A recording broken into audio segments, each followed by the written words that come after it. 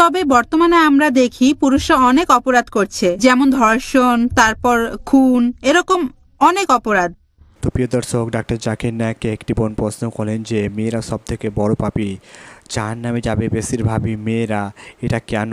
মেয়েরা সব থেকে বড় পাপী কেন? কেননা ছেলেরা তো ধর্ষণ করে, মার্ডার করে, সব মদ্যপান করে, কিন্তু মেয়েরাই কেন বেশিরভাগই জাহান্নামে যাবে, আর মেয়েরা সব থেকে বেশিরভাগই পাপী কেন?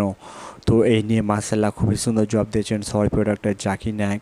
তো প্রিয় দর্শক, ভিডিও শুরু করার আগে আপনাদের একটা জাকির নায়েককে ভালোবাসেন অতি অবশ্যই আমাদের আল্লাহ চ্যানেলটিকে সাবস্ক্রাইব করে ভিডিওটিকে লাইক করবেন। এই চ্যানেলটি শুধু ইসলামিক প্রচারক ভাই বানানো হয়েছে, আপনাদের ইসলাম ধর্মকে সত্যি ভালোবাসেন অতি অবশ্যই আমাদের আল্লাহ চ্যানেলটিকে সাবস্ক্রাইব করে ভিডিওটিকে লাইক করবেন।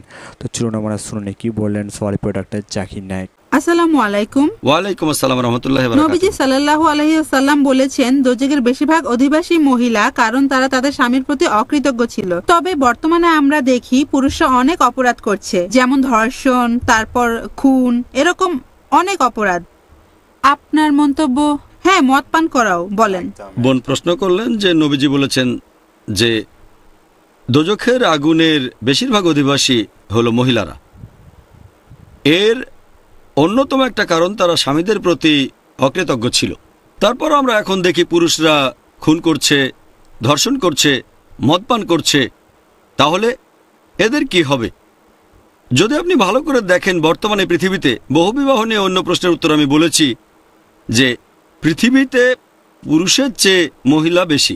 যদি আপনি এভাবে ধরে নেন সাধারণ একটা অঙ্কের সমীকরণের মতো যে একই পার্সেন্টেজের পুরুষ এবং মহিলা দোজখের অধিবাসী হবে, আর একই পার্সেন্টেজের পুরুষ এবং মহিলা তারা বেহেশতের অধিবাসী হবে, এবং একই পার্সেন্টেজ দোজখে।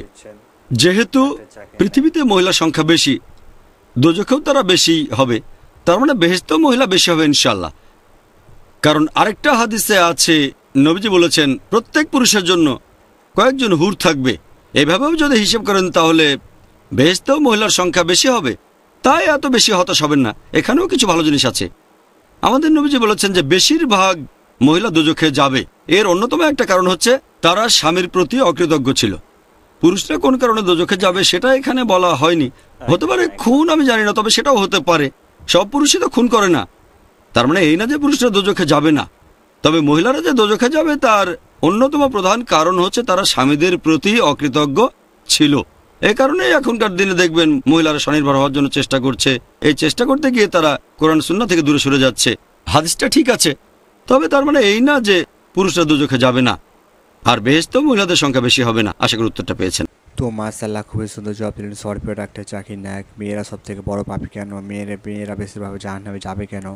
তো এই অবস্থা যদি আপনাদেরকে ভালো লাগে থাকে অত অবশ্যই আমাদের আল্লাহ চ্যানেলটিকে সাবস্ক্রাইব করে ভিডিওটিকে লাইক করবেন। তো দেখা হবে নতুন একটি ভিডিওর সাথে।